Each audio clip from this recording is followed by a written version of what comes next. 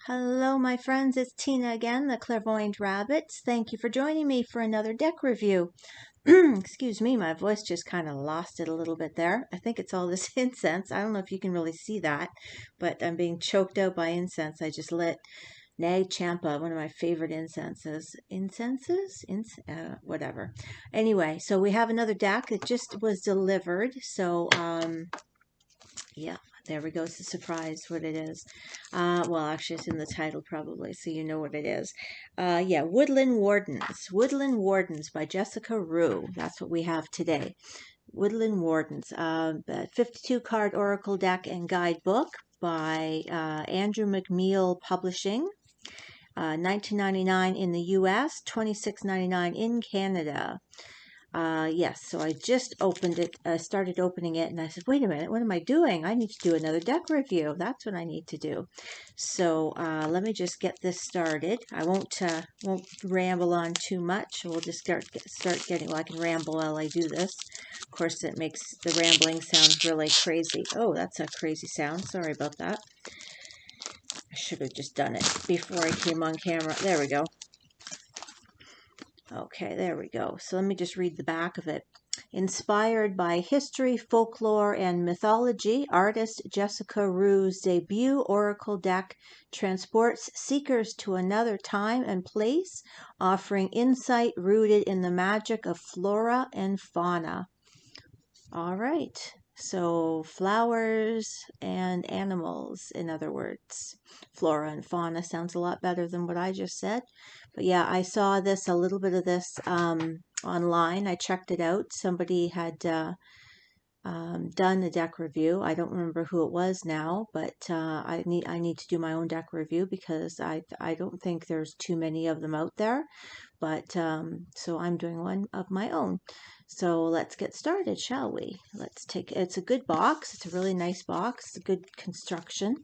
So this is what the back of the box looks like. It's got a couple cards on there. Printed in China. Anything else? Nothing else really on the box to really report. Let's get started. It's got the little thumb cutouts. I really, pet peeve. I don't know what goes through the minds of people who do not put the thumb cutouts because you can't open a box. I sit there and I shake the box trying to get boxes open. They're the ones that do not have the thumb cutouts. Oh, that's pretty. The inside of the box is really pretty. Let's see. Oh, nice book. Oh, look how pretty the back of the book is. That's the back of the book. Jeez. That's so pretty. I love that. Andrews McMeel Publishing. I'm not familiar, but andrewsmcmeel.com if you're interested. Andrews with an S. McMeel, MEEL.com. Pretty. Oh, the book is black and white, but there's a picture on each page and a whole page of the descriptions. Looks like there's one word at the top, meaning, and then the word nourishment, for instance, for the antelope and wheat. And then there's a description, and then we have an upright description, and then a reverse, and then there's a question regarding the card.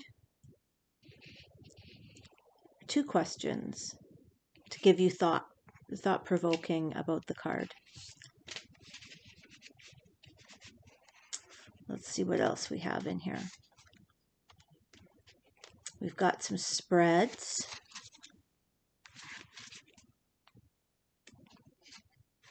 So we have a 1-card pull, a 3-card pull, 4-card pull, 6-card pull, and that's it for spreads, but that's pretty good. Suggested spreads. Yeah.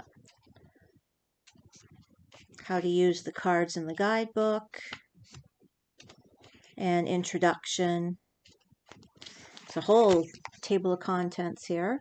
Small print, but we can read it.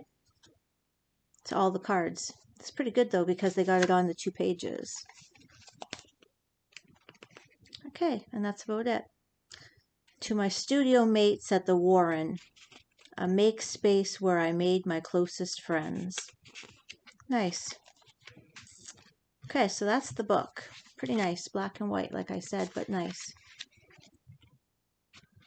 The paper's different. It's kind of like newsprint, sort of. Not quite newsprint, but not quite the regular paper either. Nothing wrong with it. It's just different. All right, let's put the book aside. Let's get to the cards. I usually do the book last, but now I'm doing the book first, so we don't have to get to it later. Inside the bottom cover is about Jessica. Jessica Rue is a Nashville-based freelance illustrator and the author of Florography, I think I'm saying that right, an illustrated guide to the Victorian language of flowers. She loves exploring in her own backyard and being surrounded by an abundance of nature.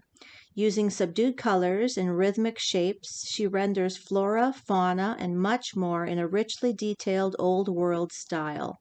A seasoned reader of tarot, she loves to include hidden symbolism inspired by the Rider-Waite-Smith deck in her illustrations.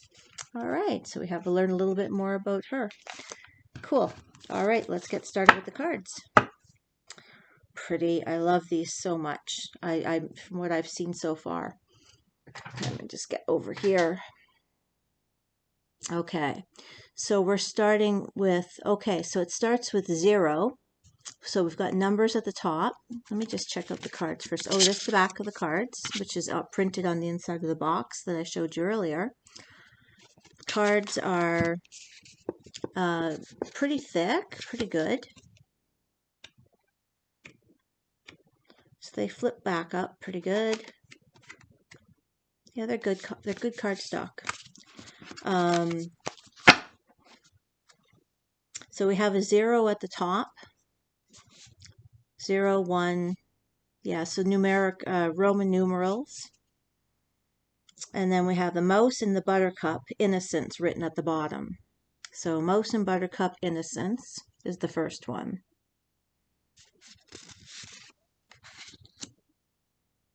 And then we have the cat and lavender, independence. So it's going to have an animal and a flower for each one. And then a key word, independence. I like that. That's what I like about it, because you have the 3 different things that you can kind of use your intuition to kind of go off of with the words. Oh yeah, sorry, I just have to turn my cards over. And I have to look at the card here. The spider and the passion flower, creative ingenuity.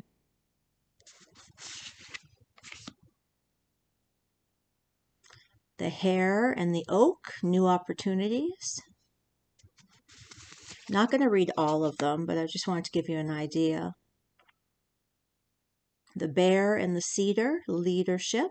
Definitely with the big brown bear, leadership makes sense.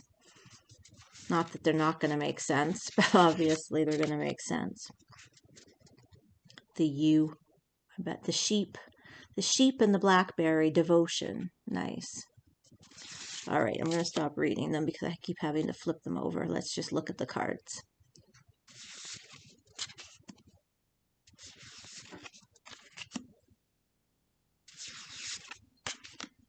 Nice. The weasel, right? Weasel, yep. Well, that's a cool picture. The wings flapped out. What is that? Oh, it's a duck.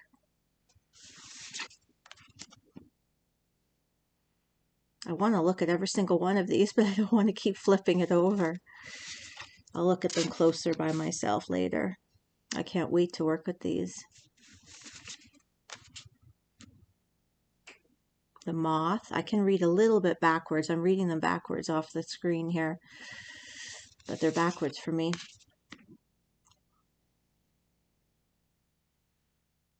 The vulture. The deer and the oak. Oh yeah, and you see he's got, like, his antlers look like oak leaves.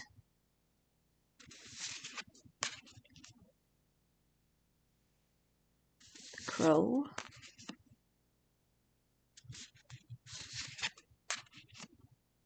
boar, and a pumpkin. I wonder how she put these together. Like I'd like to hear more about how she matched them up, you know, what her thought process was.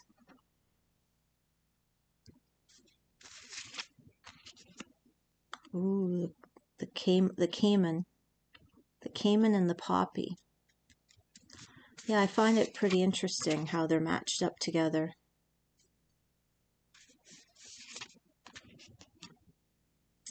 I love that picture.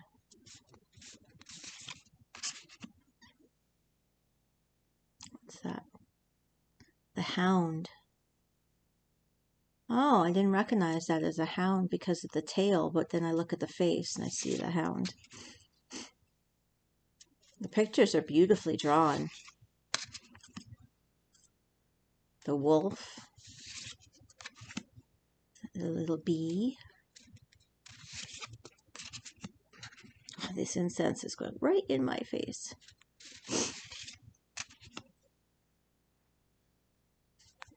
The possum. Yeah, she's a beautiful illustrator. I think she's the illustrator. Yeah, that's what they said. I think so. Yeah, she's a freelance illustrator. That's what I thought. Yeah, so she's not only the creator, she's also the illustrator. I like that.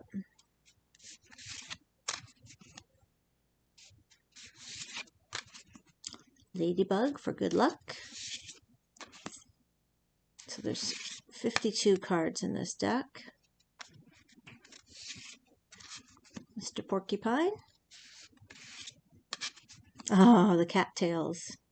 We call those quenouilles in French. I'm French, not fluent, but my whole family on my mom's side is very fluently French. So I grew up not even knowing they were called cattails. I knew they were called quenouilles. That's what I thought they were called.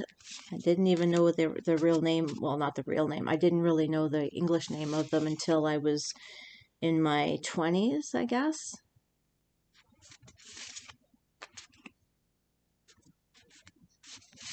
And then I laughed. I said, cattails? They didn't look like cattails. And then I realized when you puff on them and make them all puffy, then they kind of do look like cattails.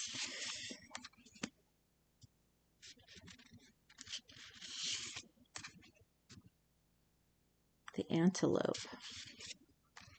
Oh, that's pretty. Butterfly. Mr. Rooster. Dragonfly. I love dragonflies. Signifying transformation. If you ever find a dragonfly or if you come across a lot of dragonflies, you're in a big transformation period of your life. If you think back to it, if you think back to seeing a lot of dragonflies and how your life was at that time, maybe you'll realize that you were in a big transformation period of your life at that time. I know I rescued a dragonfly at a period of my life that was major transformation period of my life. It was crazy. The ram. Last one, the quail and the gooseberry. All right, let's pick a card. Oh, one of them was bent a little bit. I don't know how that happened. One of them was a little bit flipped over, a little damaged. Okay, I don't want to mix them up. Well, I guess I could mix them up. I just don't like mixing them up right away. Doesn't really matter. Okay, so let's see what's going to come out. We'll read one of them from the book. All right. Angels and guides. Let's choose a card for the collective. This one right here wants to come out. Oh, beautiful. The horse and the bluebell. The horse and the bluebell. That reminds me of a mediumship I did with a client one time. The bluebell was one of the things that came out for our reading, which doesn't really matter. I don't know why I brought that up, but it was very significant. All right, so the horse and the bluebell. So what number is this? Oh, they're all Roman numerals. Okay, so can't even read that. I got the wrong glasses on to read that small. That's why I'm always switching glasses. Depending on how small the print is, I need these glasses when the print is really small. All right. I'm not familiar with that high of a Roman numeral, actually. LX or XLIX. L? Like, I've never even seen an L in Roman numerals. I'll find it.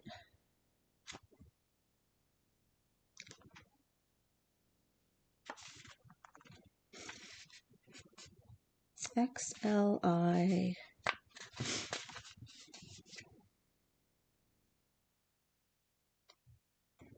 There it is, the horse. Okay, oh, that incense is making me sniffy. Okay, so the meaning of the horse: modest fortitude. Its downcast blooms cause the bluebell to bow gently at its stem, symbolizing modesty.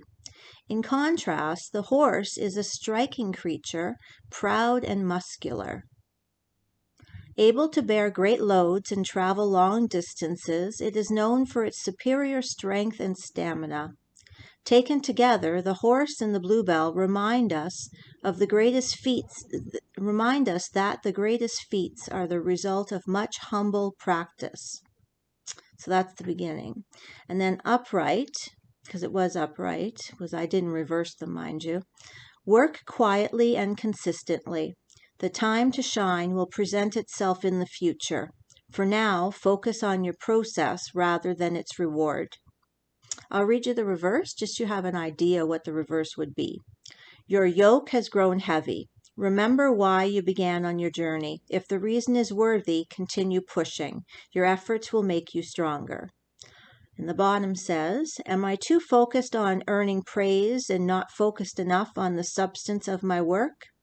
When is it worthwhile to push through adversity, and when is it better to rest? Beautiful. I love it. I love the way the book is written. I love the way it's written. It's different. It's really different. I really like it. So that is the Woodland Wardens. I hope you enjoyed that. Let me just get this back in here.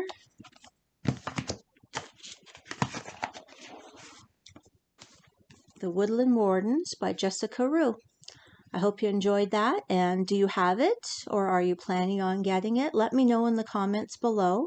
And while you're at it, please give this video a like if you enjoyed the content. And if you like my videos, please check out some of my other ones. I have other deck reviews. I have some readings as well. And hit the subscribe button if you'd like to be a subscriber. I'd appreciate it very much. Thanks so much, my friends. Namaste. Take care. Bye-bye.